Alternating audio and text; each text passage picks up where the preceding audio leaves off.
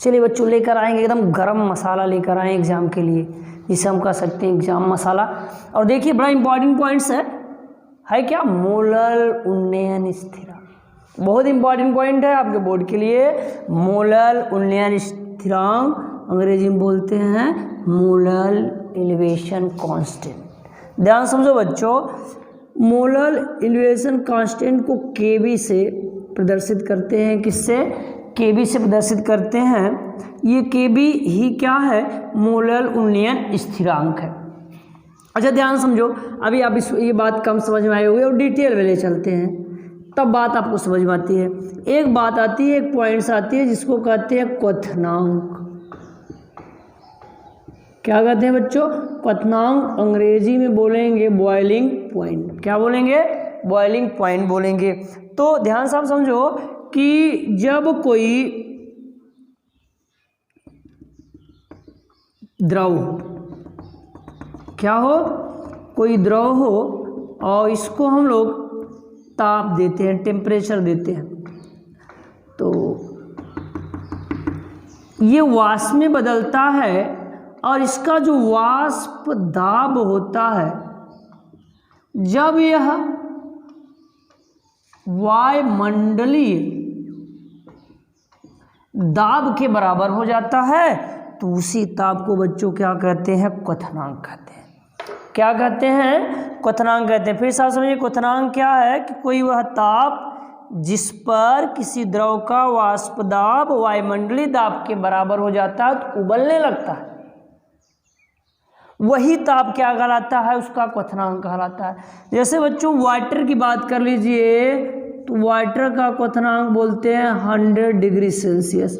अगर केल्विन है तो 273 जोड़ दोगे 373 केल्विन हो जाएगा बच्चों। ये वाटर का क्वथनांक है। अर्थात जो इतने ताप पर वाटर जो है, पानी, वो क्या करेगा? उबलने लगेगा। अब बच्चों क्या करते हैं, ध्यान से आप समझो कि इसमें कोई अवाष्पशील, बड़े ध्यान से समझिएगा, अवाष्पशील पदार्थ मिला दे, मतलब विलेय मिला देते हैं। अब हो गया क्या बच्चों कि ये तो वाष्प में नहीं बदलेगा और उल्टा आके यहाँ पे जो वाटर के पार्ट हैं, मॉलिक्यूल हैं, इसके साथ अट्रैक्शन लाएगा या अवरोध उत्पन्न करेगा। तो जो ताप है हमारा ये 100 डिग्री सेल्सियस, इस ताप पर जो वाष्प बननी चाहिए उतनी वाष्प नहीं बनेगी। क्यों? क्योंकि ये जो विलेय अवाष्पशील पदार्थ है वाष्प में बदल नहीं रहा है और इसके साथ ही अट्रैक्शन मार रहा है, तो वाष्प कम बनेगी। वाष्प कम बनेगा तो वाष्प दाब वायुमंडलीय दाब के बराबर नहीं होगा। अर्थात उस ताप पे ये जो उबलना चाहिए उबलेगा नहीं। अब हम कुछ टेम्परेचर मानते हैं कि हमने 5 डिग्री सेल्सियस टेम्परेचर को क्या किया, यहाँ से बढ़ा दिया है। अब तब ये जाके पुनः वाष्प दाब किसके बराबर हुआ? वायुमंडलीय दाब के बराबर हुआ। आप कह सकते हैं कि जो वाटर में हमने घोला इस पदार्थ को, वो 100 डिग्री सेल्सियस पे न उबलकर अब जाके उबल कितने रहा? 105 डिग्री सेल्सियस ताप पर। कितने पर?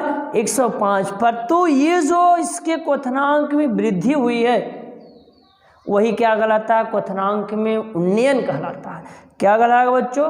क्वथनांक में हम कह सकते हैं वह ताप जिस पर कोई द्रव उबलना प्रारंभ करती है वह ताप उसका क्या कहलाता है? क्वथनांक कहलाता है। ऐसा तभी होता है जब उसका वाष्प दाब किसके बराबर हो जाए? वायुमंडलीय दाब के बराबर। तो हम कह सकते हैं वह ताप जिस पे किसी द्रव का वाष्प दाब वायुमंडलीय दाब के बराबर हो जाता है वह ताप क्या कहलाता है?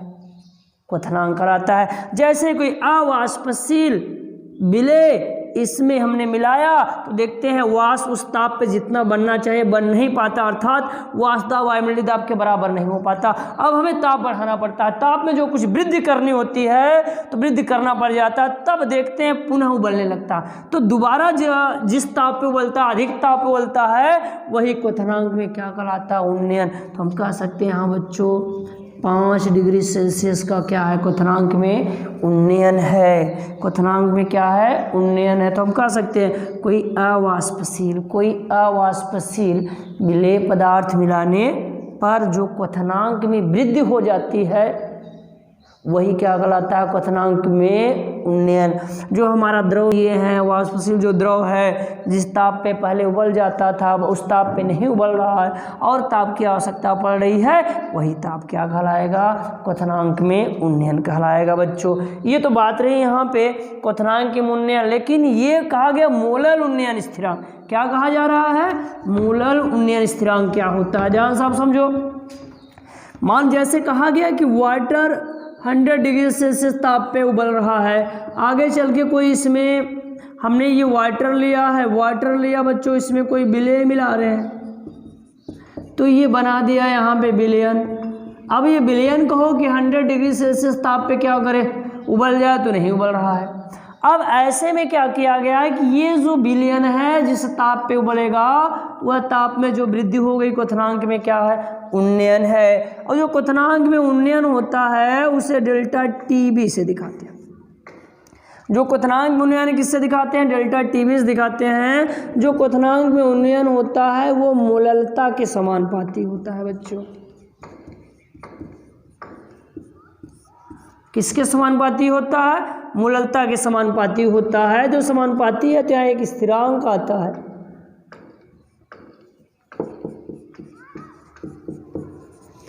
जिससे किससे दिखाते हैं, केबी से दिखाते हैं। यही क्या है, मोलल उन्नयन स्थिरांक है बच्चों। क्या है ये, मोलल उन्नयन स्थिरांक है। अब ध्यान समझो, यदि एम की वैल्यू क्या निकले 1, मोललता क्या हो जाए 1, तब हम देखेंगे डेल्टा टीबी बराबर क्या होगा, केबी के। अब हम यहाँ से इसको डिफाइन कर सकते हैं, परिभाषित कर सकते हैं। ध्यान से आप समझिए कि यहाँ मोललता अगर किसी विलयन की 1 हो जाए, किसी विलयन की अगर हमने कोई अवाष्पशील विलेय वाटर में मिलाया और उस समय हमने देखा मोललता क्या है, 1 है, तब इस समय जो क्वथनांक में उन्नयन होगा वही मोलल उन्नयन स्थिरांक के बराबर हो जाता है। तो बच्चों मोललता 1 कब होती है, ध्यान से आप समझिए कि मोललता बराबर होता है विलेय के मोलों की संख्या, विलेय के मोलों की संख्या बटे क्या होता है भैया, विलायक की मात्रा किसमें, केजी में। किसे, केजी में। ध्यान से आप समझो बच्चों, अगर मानते हैं कि विलेय के 1 मोल 1 केजी में मिला दिया तो मोललता क्या आ गई, 1 आ गई।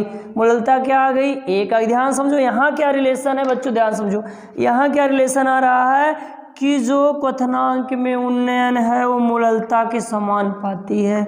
अर्थात कहिए विलेय के मोलों की संख्या अगर बढ़ती चली जाए तो यहाँ पे मोललता बढ़ती चली जाएगी, क्वथनांक में उन्नयन भी क्या होगा, बढ़ता चला जाएगा। अगर हम कहें कि यहाँ पे आया कि नहीं डेल्टा टी बराबर के बी इंटू एम, यदि मोललता का मान क्या हो गया, 1 हो जाए, मोललता का मान क्या हो जाए, 1। अब ध्यान समझो मोललता का मान 1 तब होगा जब विलेय के 1 मोल विलायक के किसमें 1 किलोग्राम में मिलाएंगे। तो अब हम कह सकते हैं जब ऐसा अगर 1 आ जा रहा है तो जो क्वथनांक में उन्नयन है वही क्या है, मोलल उन्नयन स्थिरांक है। क्वथनांक में जो उन्नयन है वो क्या है, मोलल उन्नयन स्थिरांक है। तो परिभाषित कैसे करेंगे, ध्यान से आप समझो, ठीक है।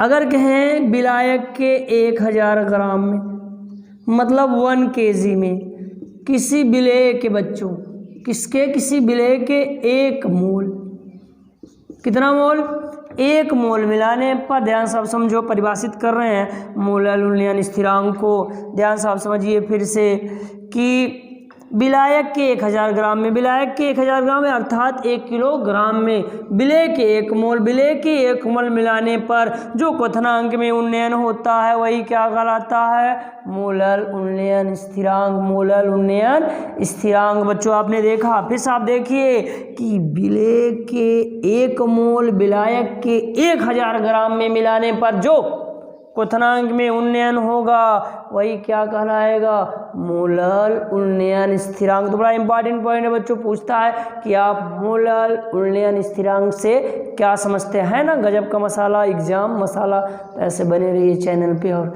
ज़्यादा से ज़्यादा शेयर करिए, एग्जाम के साथ हम खड़े हैं।